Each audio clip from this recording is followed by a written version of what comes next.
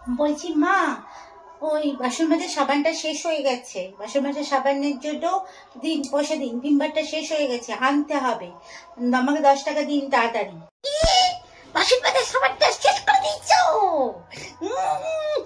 কিন্তু সেই দিনকে বাসন মাজার সাবানটা বাবু তোমাকে নিয়ে এসে দিল, আর এর মধ্যেই তোমার বাসন মাজার সাবান শেষ হয়ে গেল। কেন বাসন মাজার সাবানকে তুমি পুঙাতে ঘষো? বাসন মাজার সাবান তো মানুষ বাসনেই ঘষে, তুমি কি পুঙার মধ্যে ঘষো নাকি? হ্যাঁ, বাসন মাজার সাবান এর পরের দিন থেকে বাসন মাজার সাবান আনলে আগে আমার কাছে নিয়ে আসবে, বলে দিলাম। আমি ওটাকে 2 ভাগ করে দেবো। এইবার এই ভাগটা হচ্ছে 15 দিন চালাবা, আর এই ভাগটা 15 দিন চালাবা, বুঝলে? যাও এখন এখান থেকে। যত সব কিপটে বুড়ি কথা কারে তো কিপটে, হার কিপটে বাবা বাপের জন্মে দেখিনি এমন কিপটে বুড়ি। বাসন মাজার সাবান বলে কিনা পুঙাতে ঘষি। কিপটে বুড়ি, আমরা কপালেই জুটেছে যত রাজ্যের কিপটে। ভাল লাগে না যথা সব। তুমি এই শ্যাম্পুর কোটাটা ফেলে দিয়েছিলে? হ্যাঁ, তুমি জানো এই শ্যাম্পুর কোটাটার দাম কত? এমনিতে তো এই শ্যাম্পু বাপের কালে আমরা মাখিনি। তুমি আসার পর থেকে এই শ্যাম্পুটা বাড়িতে এসেছি, এখন এই শ্যাম্পুটা মধ্যে এখনো শ্যাম্পু আছে, তুমি কেন ফেলে দিয়েছো বলো?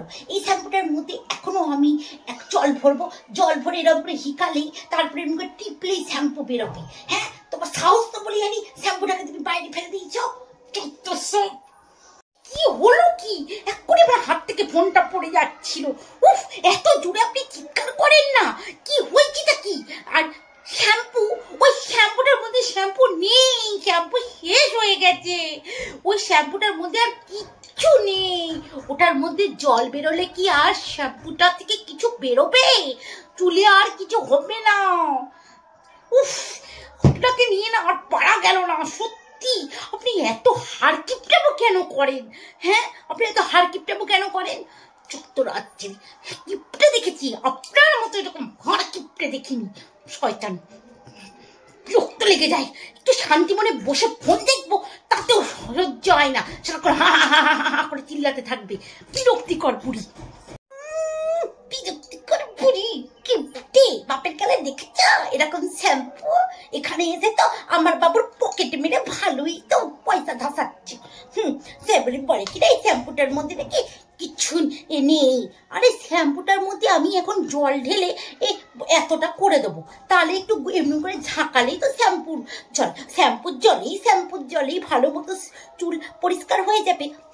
বাপের কালে দেখেনি, এখানে এসে ফুটানি আবার বড় বড় কথা। আজকে আসুক বাবু, তোমার মজা দেখাচ্ছি, দাঁড়াই। চত্বর রাজ্যের